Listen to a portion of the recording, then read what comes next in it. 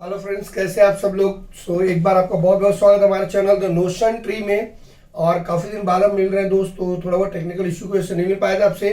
चलिए अब आपसे हम हमेशा बने रहेंगे। और आज हम आपको जो सिखाने जा रहे हैं दोस्त, नया टॉपिक के ऊपर लेके आ रहे हैं जिसको हम लोग बोलते हैं फॉरेन करेंसी ट्रांजेक्शन। ठीक है, तो ये फॉरेन करेंसी ट्रांजेक्शन दोस्त किस में आता है, हमारा ये अकाउंटिंग स्टैंडर्ड 11 में आता है, AS 11 में। काफी इंपॉर्टेंट टॉपिक है जिसके ऊपर हम लोग को काफी चीज देखनी है। और मैं आपको ये बता दूं दोस्त कि ये इंपोर्ट एक्सपोर्ट के बिजनेस में ज्यादा यूज होता है कि कैसे इसको कन्वर्ट किया जाता है, क्यों कन्वर्ट किया जाता है और कैसे उसकी कैलकुलेशंस होती हैं। फॉरेन ट्रांजेक्शंस किसको कहते हैं, पहले हम वो सब जान लेंगे। उसके बाद हम इस सारे इंपॉर्टेंट डेफिनेशन के बारे में सोचेंगे कि क्या चीज है और इसको कैसे रिमेंबर रखना है। ठीक है, चलिए अगर हम कहते हैं दोस्त की foreign transaction, what do you mean by foreign transaction. Foreign transaction किसे कहते हैं, जब हम अपने देश के अलावा किसी दूसरे देश के साथ में कोई भी बिजनेस करते हैं और जहां पे क्या होगा, मॉनेटरी चीज का आना और जाना लगा रहेगा, या यूं कह लीजिए दोस्त कि जहां पे इंपोर्ट और एक्सपोर्ट होगा उसको हम लोग क्या बोलेंगे, फॉरेन बिजनेस बोलेंगे, यानी फॉरेन ट्रांजेक्शन बोलेंगे। ये ट्रांजेक्शन मतलब क्या होता है, एक एक्टिविटी होती है, वहां पे एक इवेंट होता है, दो उसको हम लोग क्या होते हैं, ट्रांजेक्शन। अगर कोई कहे भाई व्हाट इज ट्रांजेक्शन, तो ट्रांजेक्शन में दो वर्ड आपको जरूर याद रखना है। एक है कि वहां पे एक्टिविटी होगी और दूसरा क्या होगा, इवेंट होगा। यानी कोई कार्य होगा तो वहां पे कोई घटना जरूर होगी, तभी उस चीज को हम ट्रांजेक्शन कहते हैं। ठीक है दोस्त, अब यहाँ पे फॉरेन ट्रांजेक्शन यानी फॉरेन से कोई एक्टिविटी होगी। एक्टिविटी होना मतलब कि हम या तो वहां से माल खरीदेंगे या तो हम वहां पे माल बेचेंगे। ठीक है, यानी या तो हम माल एक्सपोर्ट करेंगे या तो हम माल क्या करेंगे, इंपोर्ट करेंगे। तो ये तो हमारी एक्टिविटी हो गई। अब उसमें घटना क्या होती है कि वहां से मुझे पेमेंट आएगा। अगर मैंने एक्सपोर्ट किया तो मुझे पेमेंट आएगा, अगर मैंने इंपोर्ट किया तो मुझे पेमेंट देना होगा। आई बात समझे, ये दो चीजें होंगी। अब इसको बोलते हैं एज पर अकाउंटिंग स्टैंडर्ड 11 से करना है, यानी अकाउंटिंग स्टैंडर्ड जो ICAI हमको देता है अकाउंटिंग स्टैंडर्ड, उसके मुताबिक हमें इस चीज को फॉलो करना पड़ता है। तो यहाँ पे देखेंगे कि कौन से आइटम को किस रेट पे हम लोग को कन्वर्ट करना होता है। ठीक है, अब हमारे पास में क्या है कि इसकी हमको अकाउंटिंग करनी है। अकाउंटिंग मुझे इसकी कैलकुलेशन सीखनी पड़ेगी। चलिए क्या बोलते हैं दोस्त की यहाँ की सबसे पहले what are the important definition in this. ठीक है, अब ये भी आप जानते होंगे अच्छी तरह से कि फॉरेन बिजनेस का कितना बड़ा महत्व रखता है। फॉरेन बिजनेस किसी भी देश की इकोनॉमिक्स को सुधारने में काम आता है। इंपोर्ट एक्सपोर्ट से हमको क्या होता है, फॉरेन करेंसी मिलती है। फॉरेन करेंसी मिलने से दोस्त क्या होगा कि हमारा खुद मतलब हमारी कंपनियों का जो होता है इकोनॉमिक कंडीशन बहुत स्ट्रांग हो जाता है। और दूसरी चीज हम ये कह सकते हैं कि जो हमारी फाइनेंशियल चीजें होती हैं वो स्ट्रांग हो जाती हैं। और जिसका इकोनॉमिक कंडीशन अच्छा होगा, जिसका फाइनेंशियल ग्रोथ अच्छा होगा, जिसका डेवलपमेंट अच्छा होगा, ऑफकोर्स वो कंपनी काफी ग्रोथ एंड डेवलपमेंट पे जाएगी। तो यही वजह है कि हमें फॉरेन से ट्रांजेक्शन करना बहुत जरूरी है, ताकि हमारे पास फॉरेन करेंसी आए, और फॉरेन करेंसी आए तो हमारा इकोनॉमिक कंडीशन स्ट्रांग हो जाएगा। राइट, अब देखिए दोस्त कि यहाँ पे जो सबसे मेन चीज है एवरेज रेट बोलते हैं। अगर हम कहें भाई एवरेज रेट क्या होता है, तो आपने इसके नाम से ही पढ़ लिया होगा कि एवरेज मीनिंग क्या होगा दोस्त। ठीक है, इसका नाम खुद कहता है कि body meaning of average. Average में क्या होता है कि अगर मैं ओपनिंग प्लस अगर मैं क्लोजिंग कर दूं दोस्त, तो और इसको डिवाइड बाय 2 कर दूं में मुझे एवरेज आ जाएगा। यानी अगर मैं ओपनिंग रेट और क्लोजिंग रेट को ऐड कर दूं दोस्त, मुझे क्या हो जाएगा, एवरेज रेट आ जाएगा। ठीक है, यानी जो पहला रेट रहेगा जो दूसरा रेट रहेगा, दोनों को ऐड कर ले तो हमको क्या मिलेगा, एवरेज रेट मिलेगा। अगर मैं कहूं क्लोजिंग रेट क्या होता है दोस्तों, क्लोजिंग रेट वह रेट होता है जो at the end of the year rate लगता है, उसको हम लोग क्या कहते हैं, क्लोजिंग रेट कहते हैं। यानी जो बिजनेस का जो आखिरी रेट रहेगा, उस दिन जो ट्रांजेक्शन होगा या उस दिन जो रेट रहेगा, उसको हम लोग क्या कहेंगे, क्लोजिंग रेट कहते हैं। What do you mean exchange difference क्या होता है। एक्सचेंज डिफरेंस क्या होता है दोस्त कि जब दो दिन की करेंसी यानी दो टाइम की करेंसी, या यूं कह लीजिए कि दो डेट की करेंसी में जो डिफरेंस आता है या जो रेट में डिफरेंस आता है दोस्त, उसको हम लोग क्या होता है, एक्सचेंज डिफरेंस। जैसे अगर मैं आपको एक एग्जांपल दूं दोस्त कि मान लीजिए अगर 1/1/2008 को यानी 1/1/2020 को समझ लीजिए, अगर रेट था उसका 50 रुपया पर US डॉलर था, कितना, 50 रुपीज पर US डॉलर था।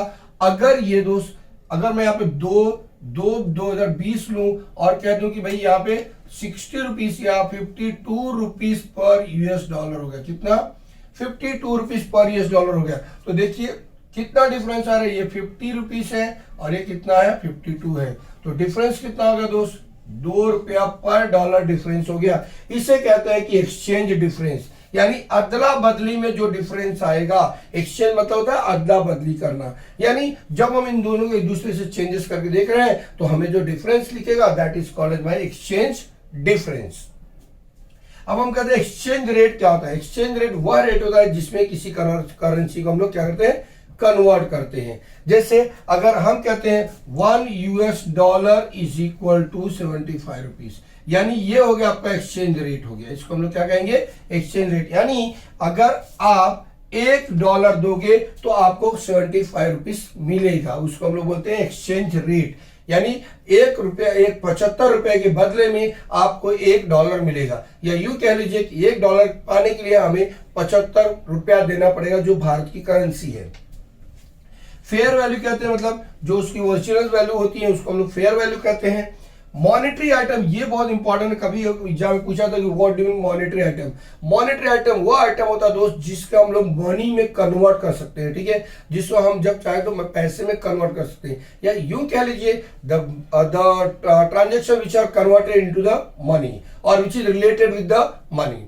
फॉर एग्जाम्पल अगर मैं यहाँ कहूँ तो जितने भी आपके करंट असेट आते हैं, क्या चीज, जितने भी आपके करंट असेट्स आते हैं, कौन सी चीज, अगर जो भी आपके करंट असेट आते हैं उनको हम लोग काउंट करते हैं। आपके करंट असेट बोलेंगे या फिर आपके करंट लायबिलिटी, क्या चीज, करंट लायबिलिटी, दोनों चीज, करंट लायबिलिटी, ये जो चीज होती है दोस्त इसमें आपको क्या आएगा, वो मॉनेटरी आइटम में आता है। लेकिन अगर यहाँ पे आप देखना चाहेंगे दोस्त, एक चीज ऐसी है जिससे हम लोग क्या होते हैं, स्टॉक बोलते हैं दोस्त। तो स्टॉक हो गया, या आप इसको यूं करिए इन्वेंट्री जो होता है, इन्वेंट्री, ये आपका नॉन मॉनेटरी आइटम होता है, ठीक है। इसको हम लोग क्या बोलेंगे, नॉन मॉनेटरी आइटम, यानी कोई चीज का स्टॉक होगा, कोई चीज की इन्वेंट्री होगी, वो क्या होगा, ये नॉन मॉनेटरी आइटम है। और नॉन मॉनेटरी आइटम रहेगा तो वो नॉन मॉनेटरी आइटम में जाएगा। नॉन मॉनेटरी आइटम वो आइटम होता है जिससे हम लोग क्या कर सकते हैं, कैश में काउंटिंग नहीं कर सकते, यानी मॉनेटरी टर्म में हम लोग कैलकुलेट नहीं कर सकते, या मॉनेटरी चेंज में हम इसको एक्सचेंज नहीं कर सकते हैं। रिपोर्टिंग करेंसी दोस्त, इसको हम लोग एक तरह से बोल सकते हैं डोमेस्टिक करेंसी बोल सकते हैं, ठीक है, डोमेस्टिक करेंसी, डोमेस्टिक करेंसी, ठीक है, क्या कहेंगे इसे, रिपोर्टिंग करेंसी को क्या कहेंगे, डोमेस्टिक करेंसी। यानी जिस कंट्री में आप बैठे हो उस कंट्री की फाइनेंशियल पोजीशन को दिखाने के लिए या फाइनेंशियल चीजों को रिपोर्टिंग करने के लिए जो करेंसी यूज होती है उसको हम बोलते हैं reporting currency.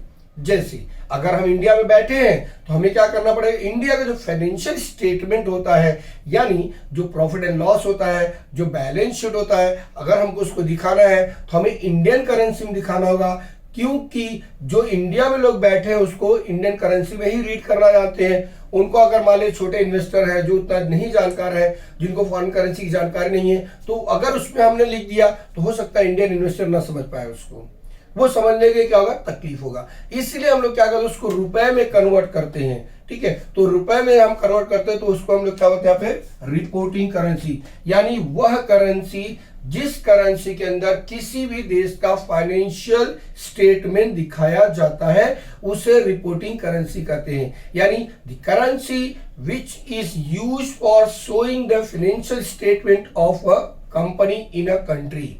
For example, if you are staying in India, so you are going to show the financial statement of Indian company or any foreign company which is situated in India. Their financial position should be shown into the Indian currency. So for India, Indian currency is the reporting currency. For USA, the dollar is the reporting currency. If you are going for Dubai, the dirham is the reporting currency. Is it clear? समझ में आ गया सबको? तो इन चीजों को देखा दोस्त, तो कैसे रहता है। अब देखिए इसके अंदर और बहुत सारी टर्मिनोलॉजी दोस्त जो आपको बताएंगे ताकि आपको हर चीज क्लियर समझ में आ जाए। तो देख लिया इन चीजों को, एवरेज रेट क्या होता है, क्लोजिंग रेट क्या होता है, एक्सचेंज रेट क्या होता है, एक्सचेंज डिफरेंस क्या होता है, फेयर वैल्यू, मॉनेटरी आइटम, ये सारी चीजें हम लोग ने देख ली।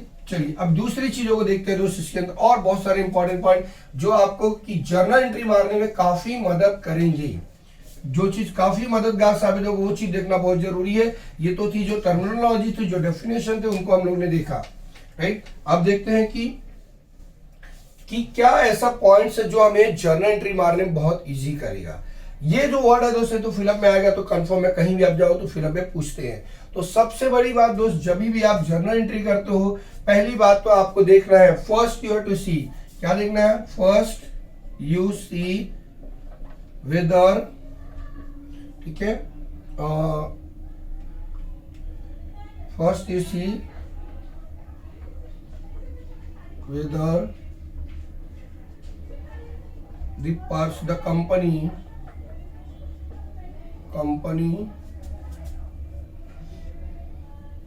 the company is importing or exporting। यानी आपको देखना है दोस्त सबसे पहले कि वो कंपनी इंपोर्टर है या एक्सपोर्टर है। जैसे हम इंडिया में बैठे तो हम उस इंडिया के बारे में सोचेंगे, हमें यहाँ पे इंडिया में बैठ के जब ट्रांजेक्शन की एंट्री करनी तो हम ये देखना होगा कि हम इंपोर्टर है, यानी जिस कंट्री के लिए जिस कंपनी के लिए हम जर्नल एंट्री पास करने जा रहे हैं, हम ये देखें कि वो इंपोर्टर है या एक्सपोर्टर है। अब चलिए, अगर वो इंपोर्टर होगा तो किन चीजों का ध्यान रखना है, और अगर एक्सपोर्टर होगा तब क्या होगा, ठीक है। अगर इंपोर्टर होगा दोस्तों, अगर इंपोर्टर हुआ तो क्या होगा, इंपोर्टर का मीनिंग क्या होता है, importer means who import the goods, ठीक है, गुड्स और सर्विसेज, जो भी गुड्स और सर्विसेज आप इंपोर्ट करोगे उसको हम लोग क्या बोलेंगे, इंपोर्टर बोलते हैं, ठीक है। इट मीन्स बायर, क्या वर्ड हो जाएगा, वो बायर हो सकता है, ठीक है। वो क्या होता है, बायर होता है, जो कोई चीज को खरीदता है। तो उसके लिए हम लोग क्या वर्ड यूज करेंगे यहाँ पे, सो it shows that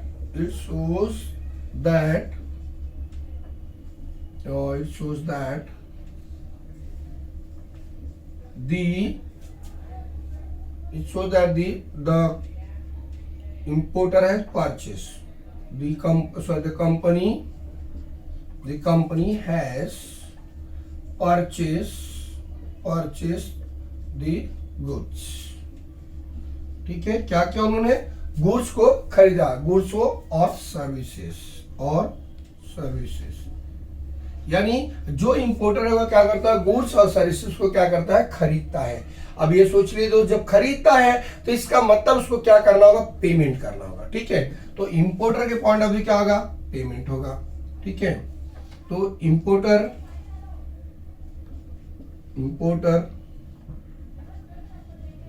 makes the payment, क्या करेगा, वो पेमेंट करेगा, ठीक है, यानी वो पेमेंट करेगा। अब यहां से जो शुरुआत होती है दोस्त, काफी चीजों की जानकारी लेनी है कि जब पेमेंट होगा तो क्या होगा, ठीक है। देखिए अब यहाँ पे लिखते हैं, अगर वो पेमेंट करता है, क्या करता है, अगर वो पेमेंट करता है तो क्या होगा, कैश कम्स इन होगा, कैश और बैंक, क्या होगा, कैश और बैंक इज गोज आउट, क्या होगा, वो गोज आउट। और दोस्त जब भी पैसा बाहर जाएगा तो ये जर्नल एंट्री में ऑलवेज क्या होगा, ऑलवेज क्रेडिटेड, क्या होगा, क्रेडिटेड,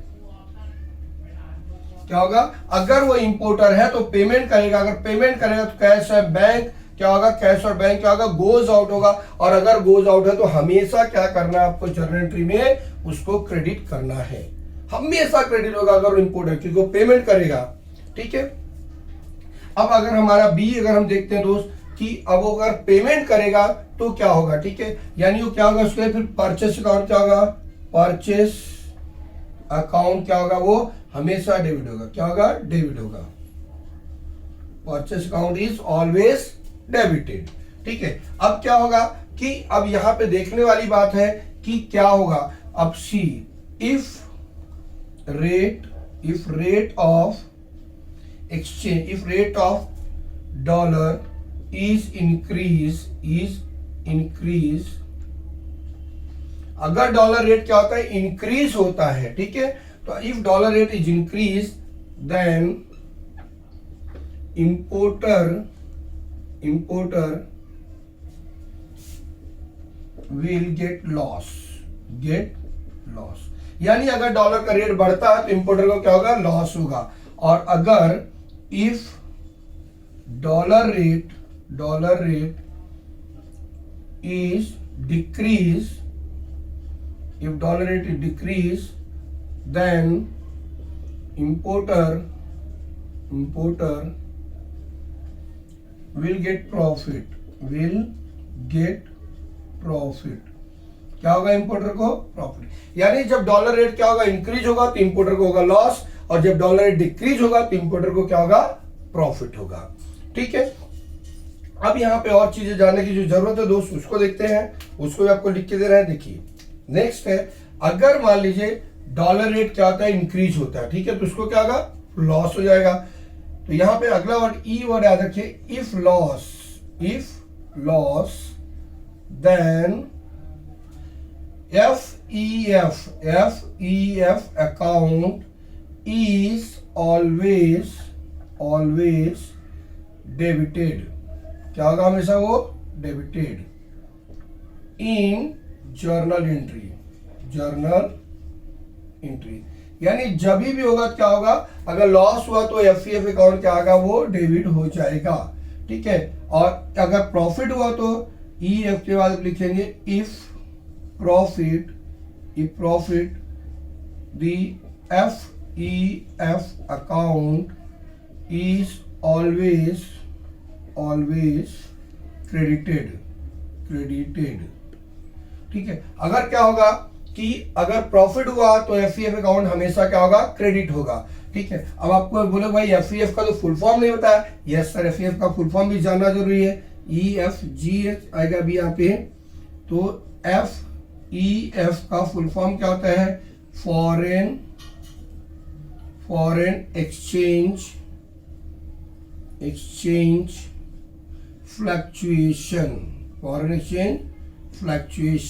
यानी जो भी करेंसी के फ्लक्चुएशन, जो भी रेट इंक्रीज और डिक्रीज होगा वो चीज यहाँ पे आएगा। फॉर एग्जाम्पल कैसे होगा? मान लीजिए कि अगर अगर मैं यहाँ पे एग्जाम्पल दूं दोस्त, तो अगर आपको एग्जाम्पल में थोड़ा समझेगा तो मान लीजिए अगर 1/1/2020 को रेट था और $1 इज इक्वल टू 75 रुपीज। ठीक है, और अगर यही चीज क्या होगा? अगर 2 को होगा 2020 $1 इज इक्वल टू, अगर ये 76 हो गया, 76 रुपीज हो गया दोस्त, तो एक्सचेंज डिफरेंस कितना होगा? यहाँ पे देख रहे हैं 1 रुपीज। सो FEF में कितना जाएगा?